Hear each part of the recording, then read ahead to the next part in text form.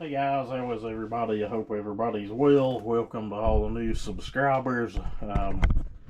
If you want, you can hit the notifications bell and it'll notify you each time we update one of these projects. I told you guys I was going to do like this big, long, sawed out porting series on this. They're on YouTube already. It just ain't me. I've had thoughts on it. I've had a change of heart on it after watching some videos I've watched. It just is what it is. I've just had a change of heart on it. I'm not a professional. I don't do this as a profession. I'm a hobbyist. Who am I to say this is how to do something? This is basically just me porting this Echo cs-4910 and trying to make it a little faster than it was. We do have a original test cut. I made it today. Big piece of hickory, probably a little over 18 inches. It's East Coast hardwood. It's about all the little saw wants. I'm going to throw it in right here.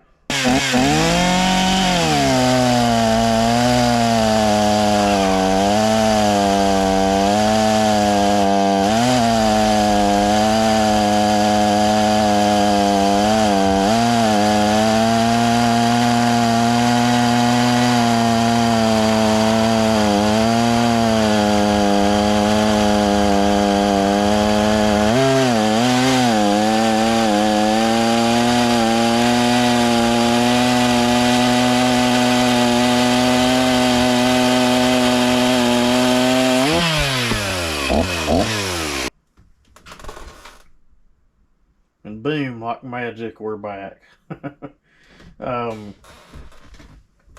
honestly shot over an hour of footage. I got in the damn house, and when I uploaded it onto the computer, this damn light had fell down in front of the camera. I didn't pay attention to it. I was just running my mouth, stripping the saw down. I will say this thing's kind of old school. You take a M3, M4 hex, tear the whole damn thing down. Nothing on it's hard. It's all super simple. I really like the design of it. I can see why so many people like them, why they like to modify them. If you like modding Huskies or working on them, an Echo may be for you. I don't know. But where are we at? We stripped it down. I'm trying to get through this video without doing any ranting, but guys, it's so hard. Oh, damn. Where are we at? We've done some machine work. I'm going to throw that in here.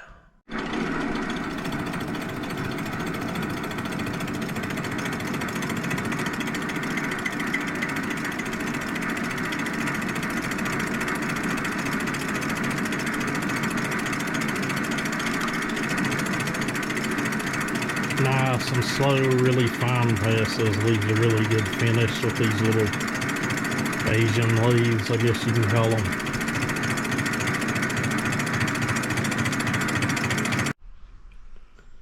There's what she's looking like. And boom, like magic, we're back. There it is again. A little bitty cylinder. Damn. This thing had the worst fucking squish I've seen, other than like a damn old Homelight Super XL or something.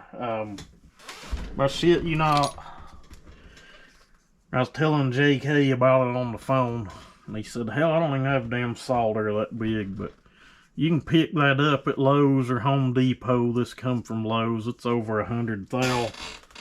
Plumbing solder. Just go to the plumbing section. They got all the damn solder you could ever want. And guys, I cuss. I ain't gonna change myself for anyone. I ain't gonna change myself for a YouTube video.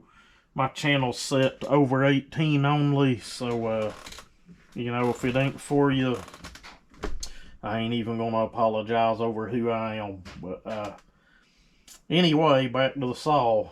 83 thousandths squish with the gasket. Blew my mind.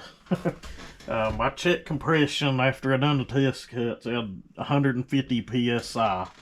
The gauge I use reads like 5 psi low.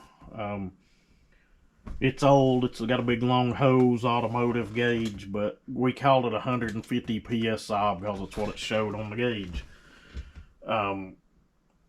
Anyway, exhaust roof, I expected it to have a really low roof. It did. 111's what I came up with. If you've done one, come up with something different. I don't know what to tell you, but that's what I got. The primaries are like 130.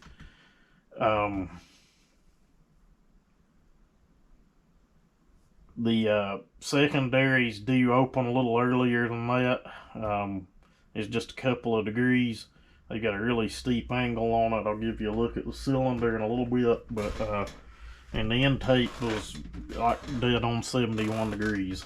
That's zeroed out with this little fancy angle finder that Dino Joe sells. I recommend buying one of them. And I paid for that. It wasn't gave to me, but I like it that well. I'm telling you to buy one. You don't use a degree wheel again. It's just super simple to set up, and makes short time of pulling timing numbers.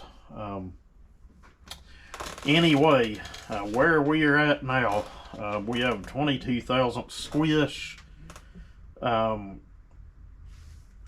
Moved everything 5 degrees is what it done, and that's without a base of the gasket. We're at 116 on the exhaust,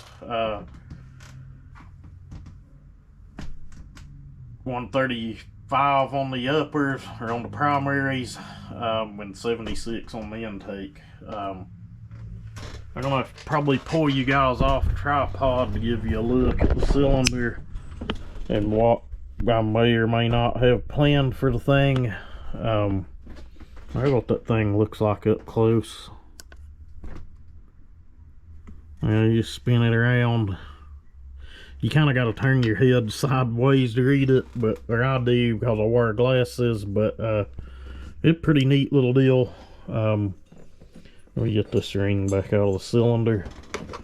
Lay it back here in my tray. I was checking some port heights with the ring.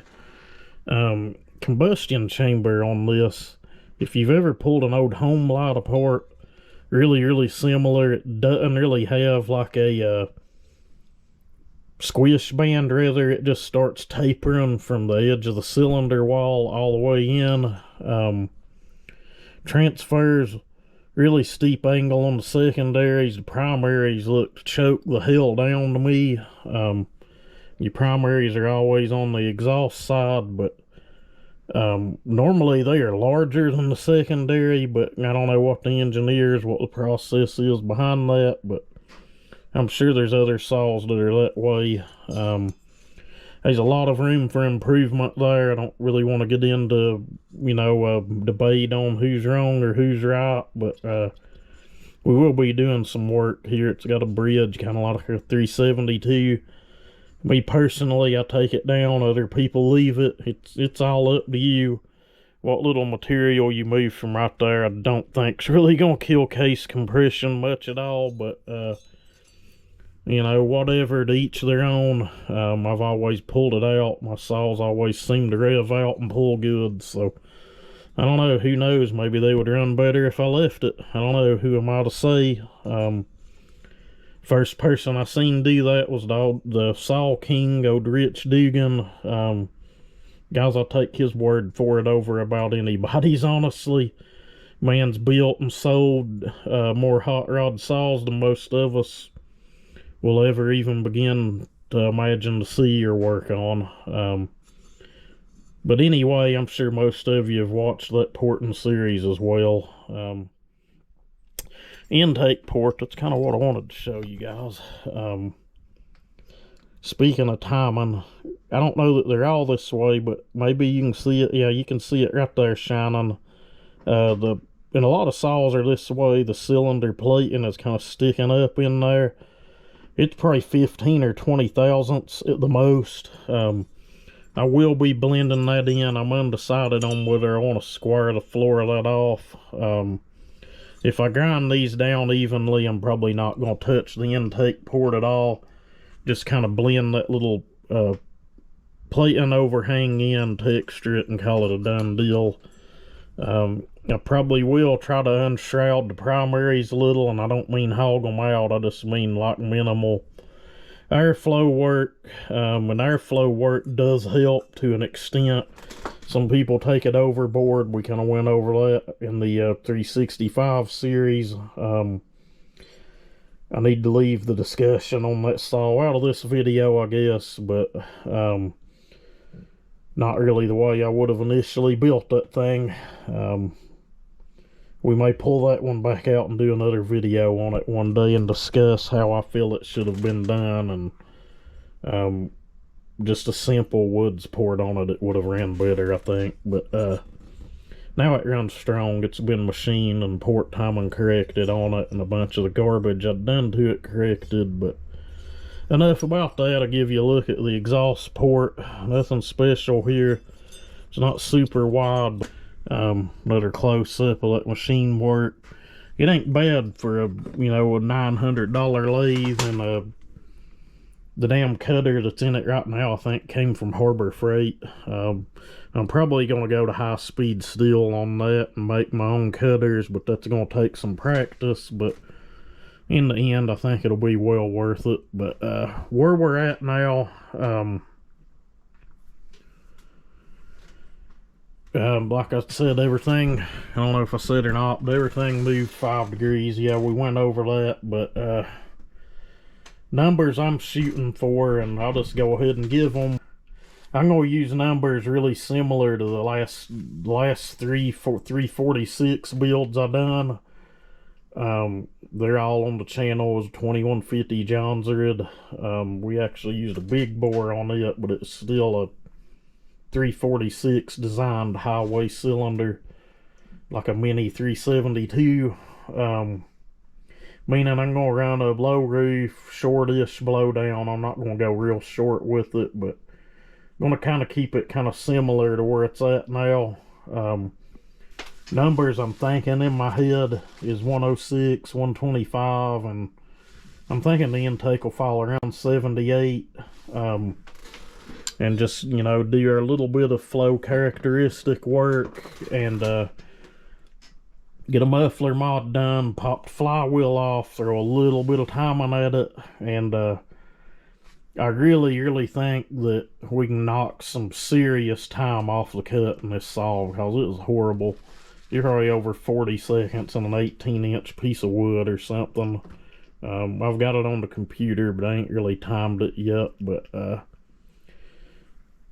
anyway, that's where we're at on this. I guess the next update on this video, I'm going to show you guys. I'll get into the port work on it and show you what I've done, but you probably see a short clip before you see it. But guys, that's where we're at. Sorry I ain't titled this and doing a how to port. I just don't feel right doing it. It just ain't me. I've got some videos out there that's just like titled cylinder porting or something. And I don't know how this will be titled, but anyway, if you took time out of your day to watch it and listen to me go on about it, guys, I greatly appreciate it. And till the next video, you guys have a great day.